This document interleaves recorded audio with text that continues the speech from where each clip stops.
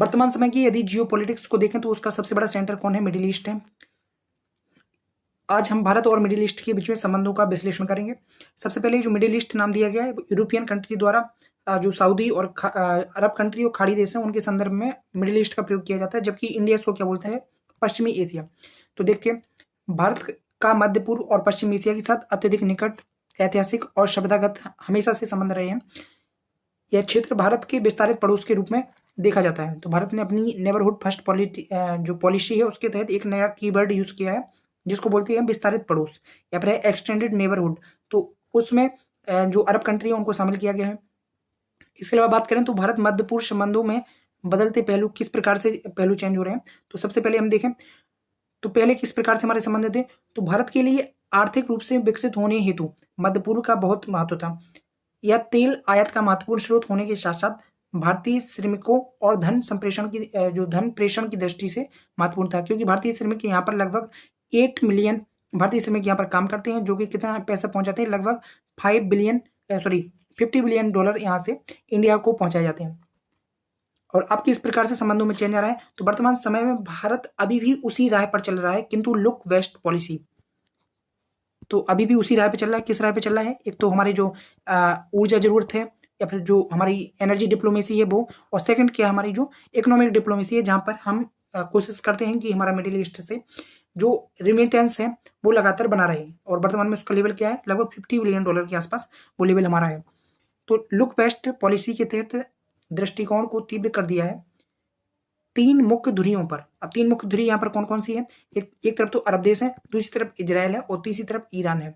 ठीक है, तो इन तीनों ध्रुवियों के साथ संबंध बेहतर बनाए जा रहे हैं और कोशिश की जा रही है कि संबंध बैलेंस्ड रहे। अब नेक्स्ट आते हैं, इस क्षेत्र में हमारे विभिन्न देशों के साथ सहयोग के नए आयाम क्या है? तो इस क्षेत्र में विभिन्न देशों के साथ सहयोग के नए आयाम क्या है? तो सबसे पहला है इजराइल।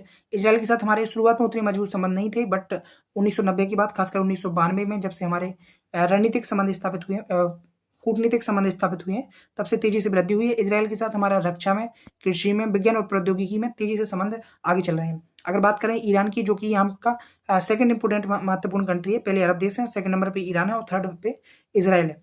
तो इसके साथ हम बात करें तो हमने INSTC जो हमारा इंटरनेशनल नॉर्थ साउथ कॉरिडोर है उसको हम डेवलप कर रहे हैं। इसके अलावा चाबर बंदरगाह हमने यहाँ पर बनाया है और इसके अलावा आर्थिक और सामरिक क्षेत्र में हमारे कई सारे और भी ईरान के साथ संबंध है।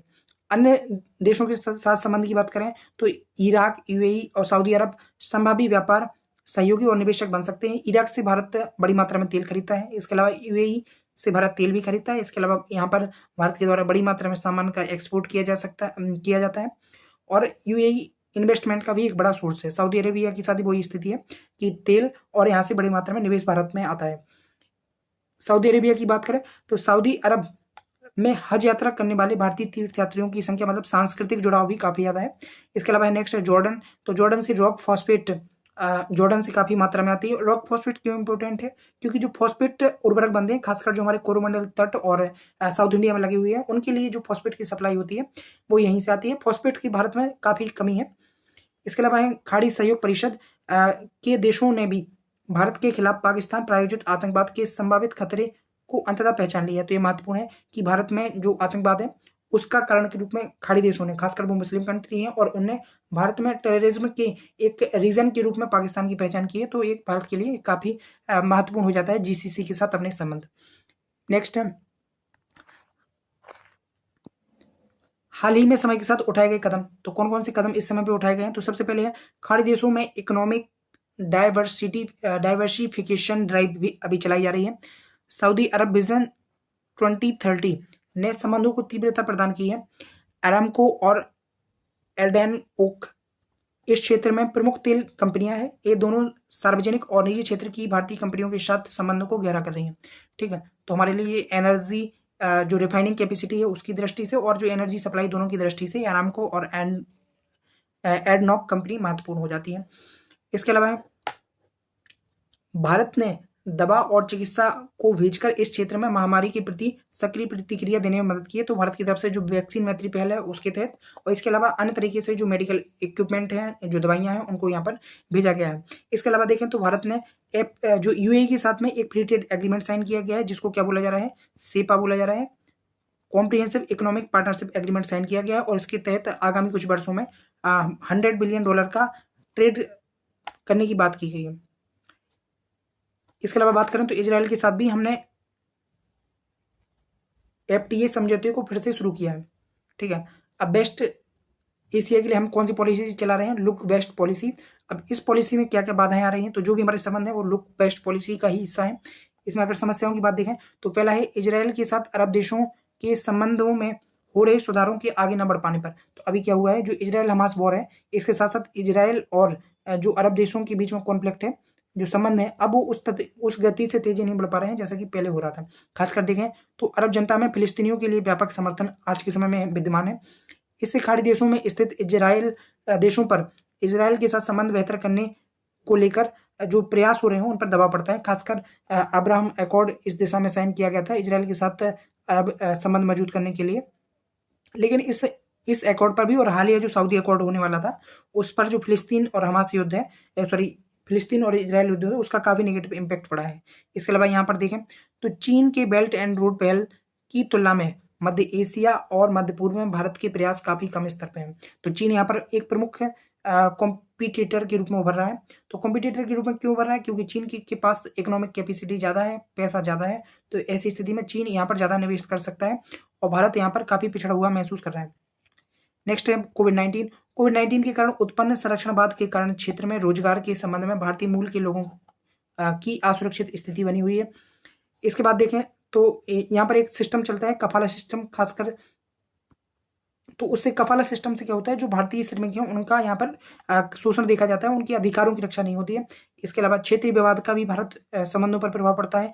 खासकर बात करें ईरान और जो सऊदी संघर्ष है, सऊदी और UAE द्वारा जो कतर का बहिष्कार किया गया, तो जो आपसी यहाँ पर कॉन्फ्लिक्ट है, इनसे क्या होता है कि भारत को इस क्षेत्र के देशों के साथ बैलेंस संबंध स्टेब्लिश करने में और इसके अलावा उन्हें बैलेंस करने में काफी समस्या होती है।